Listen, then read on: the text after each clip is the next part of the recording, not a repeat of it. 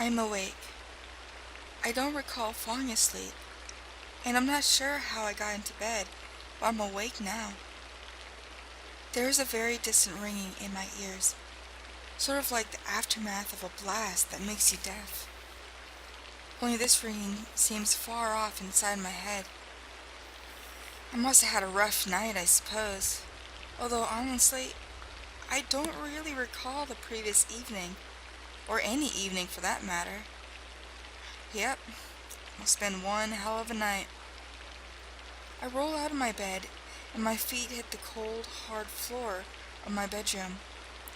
Rubbing my hands over my face, I try to shake the cobwebs of sleep, and whatever I may have drank last night. Glancing out the nearby window of the bedroom, I see a gloomy, overcast sky, and a light rain falling on the leafless forest of trees that surrounds my property. Is it fall? I honestly cannot remember. Ugh, I swear to God, I am never going to drink like that again. I have made that same hollow promise 100 times before, I'm sure. Moving off the bed, I walk down the hall and descend the staircase that leads to the main level of the house. The top 3 stairs creaking under my weight as they always do. Moving down the stairs, I can see outside through the Amity horror-style windows over the entryway that drizzle and clouds have settled in and are likely going to be hanging around for a while. I'm not going into work today. Wait, I don't have work today, right? It's the weekend, isn't it? I shake my head vigorously and make that same hollow promise to God again. This day is going to be far worse than my night has been. The kitchen has a digital clock, so I stumbled into it to check the day and the time just to make sure I don't need to call in. The clock says 9 a.m. I'm late if it's a weekday. Oh, and it is Sunday. Excellent. Time to crash on the couch and do nothing. My God, I'm tired. That couch is calling my name right now. I leave the kitchen and move through the archway into the living room, noticing that the hardwoods are just as cold as the tiled floors upstairs. A small shiver moves up my spine, and I make a turn towards the thermostat to crank the heat up before lying down and covering up with the throw blanket hanging over the back of the couch. The worn cold leather of the couch creaks under my weight. I hear the familiar click of the thermostat as the heat kicks on and pull the blanket in tighter. I close my eyes and I try to fall asleep. Maybe this hangover will be gone after a good late morning nap. The whispers start immediately. I bolt upright on the couch, throwing the blanket aside as I do, and scan the room. Aside from me, the living room is empty. The upstairs bathroom fan is running. Did I leave it on? Did I even go into the bathroom this morning? I sneak quietly from the living room, through the kitchen, and peek around the corner. Silent as a church mouse. I had to have been a ninja in the past life or something. I look up the stairs and see that the bathroom light is on and the exhaust fan is definitely running. Maybe I destroyed the toilet last night and left it running to kill the smell before stumbling to bed, I thought. But the whispering starts again, and it is coming from the bathroom. No time for subtlety now, so I bolt up the stairs. The top 3 creak as usual and burst into the bathroom. If there is someone in here, they are about to get their ass kicked.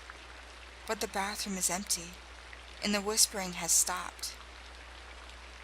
Okay, I am far more hungover than I thought.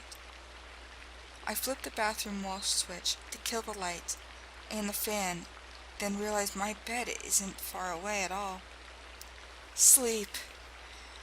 I need sleep. I am so tired. The bed is there, in my room, dark and inviting. I will just sleep this off and wake up feeling much better. Time for that nap. I lay down on the bed, sinking into the mattress like butter melting on a hot pan. I pull the covers up to my chin, then close my eyes and sleep. Or at least I think I went to sleep. I'm definitely awake, but I don't recall falling asleep or dreaming. The darkness has crept into the room like a stealthy thief, casting a shadow on the far wall that look like little demons ready to jump out of their two-dimensional wall canvas and attack as full-blown three-dimensional horrors. Must be nighttime because I can't see anything through the window, but I can still hear the faint pattering of the rain on the roof. I throw the blankets back, sit up, and rub my face again. Still tired and groggy, and hung over still. I'll leave the demons behind me on the bedroom wall and head to the bathroom. The light is still turned off, so I flip it on. The light from the molded glass fixture dances over like little crystal ballerinas, and the exhaust fan comes on. I sneak a peek into the toilet. Nope. No prayers offered up to the porcelain god in here, I think to myself, as I turn to the mirror to face myself, and dreading the sight I will behold in this rough state. Sounds from downstairs freeze me in my track. It is the unmistakable sounds of silverware on plates. Someone is eating dinner in my house. The top 3 stairs creak once again as I fly down to the first floor, burst into the kitchen, and head towards the dinner table by the bay window. There are plates here, and remnants of a half-eaten meal on each of them. But whoever was here, eating my food, left in a hurry when they heard me coming. The hardwood floor leading to the front door sounds like a herd of elephants is holding a track meet on it. The bastards are running out the front door. As I quickly head to the entryway, I see the door close and hear the deadbolt click into place. They have a key?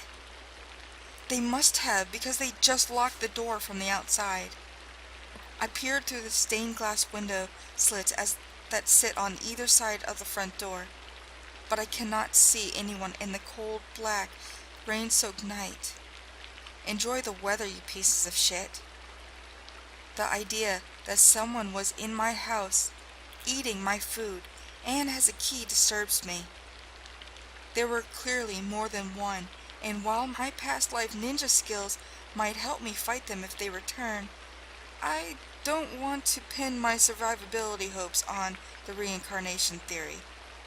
Besides, I'm just so tired. I'll just let the cops do their job. I grab the phone off the wall and dial 911. Nothing. I hang up and try again. Still nothing. There is no dial tone. Did they cut the lines? Bastards! Now I am pissed. They were in my house, eating my food, and now they have cut the phone lines? Well, they don't have a car because I would have heard it fire up and drive off. Their asses are mine. As I storm out of the kitchen towards the front door, I leave a trail of dinner plates, silverware, half-eaten food, and anything else left on the counter strewn on the floor. That dull ringing in my ears has intensified a bit. I am tired and groggy, but I don't care. I am pissed. I open the front door so fast that I don't even feel the brass handle in my palm. It slams shut behind me. Taking long, determined strides into my fog-covered front yard, I start scanning for the assholes, and elbows, because I am sure those fuckers are running away. I spend the next hour searching the yard along the tree line, but I don't see any sign of people. Whoever they were, they are long gone now. And damn it, I am still tired as hell. I don't have time for this. I head back to the house, and I notice that the lights in the entryway are on. They cast a glowing image of those windows above my doorway onto the stone slab porch and front yard. And the door is open. I don't remember closing it, but I know I heard it slam shut behind me. I break into a full run and charge into the house, stirring up a vortex of wet and dead leaves in my wake. I notice that the ringing in my ears has increased in intensity, and I can hear the din of whispers over the tone in my head. As I storm into the cold, slick floor of the entryway, I see 3 people. The first is clearly a priest of some sort. He is holding up a rosary with one hand and has a small, open Bible in the other. The second person is a short, sad-looking woman with a floor-length coat pulled tight around her, its fur-lined trim and collar clinched close with wooden pegs. The third person is my daughter. I almost forgot I have a daughter. How could I forget her? She's beautiful, standing there in front of me. I have a tremendous sense of loss and realize I miss her so much, but I couldn't figure out why. I didn't just see her the other day, didn't I? Images of a beach, the warm, salty air on a windy day flashed through my mind. My little girl is there, and we are flying a kite.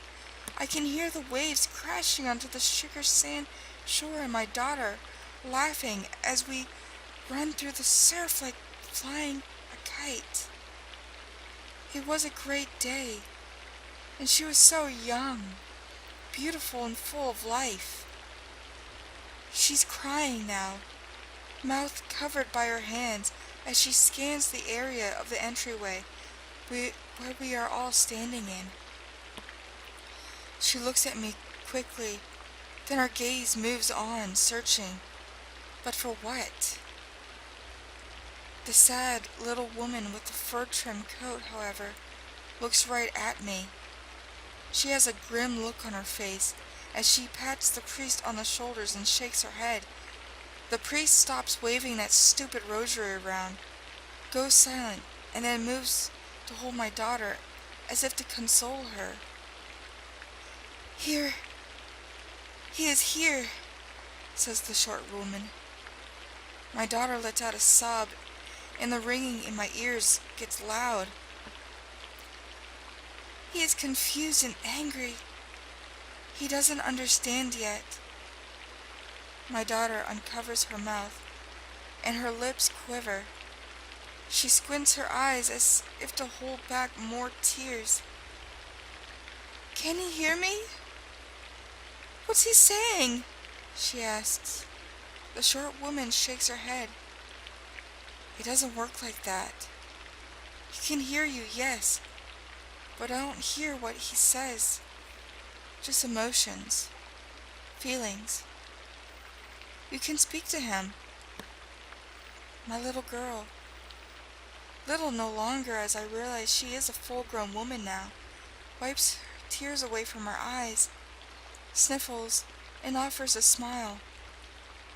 I sort of laugh because she must think she is looking at me, but instead she is looking just off to my left. But why wouldn't she be able to look right at me? I am standing right in front of them all. "Dad, you can go now. We are going to be okay. Mom and I love you, and we miss you so much, but you have to go. You will be better off." My daughter laughs a little. and smiles that smile I always loved to see. Don't worry, I won't let Mom sell the house. I know you love it. The ring, the ringing in my ears is nearly deafening now, but I do not care. Why is she talking to me like this? Why does she want me to leave? And why is she not the 10-year-old girl from my memory? I begin screaming these questions to her. The ringing has become full-blown pain in my head, but I don't care. I press my hands to my ears, trying to block out the noise, and continue screaming my questions at my daughter. The short woman shakes her head again. She casts a sad look towards my daughter. He is angry. He is screaming at you. I can't hear the words, but he doesn't understand why you are saying these things. He is very, very confused. He doesn't know it is time to move on from this life. Wait, what'd she say? I stop screaming and lower my hands. The ringing in my ears is subsiding, and instead begins a low descent into a single, harmonious tone. What does she mean? That it's time to move on. My daughter smiles again. I have missed that so much. Daddy, we love you. It is time for you to move. It's time for you to move on. You can't keep scaring the hell out of Mom and I. We appreciate you staying with us to make sure we are okay. And we are, but you need to go. Behind my daughter, the kitchen doorway suddenly flares to life with the brightest light I have ever seen. Pure, clean, and inviting. The harmonious tone grows louder. Not painful, but inviting. I look away, and to the three people standing before me. They do not see the light. It beckons me, so I begin to walk toward it. The short woman pats my daughter's hand and nods her head. Her smile tells me she knows what is happening, even if I do not.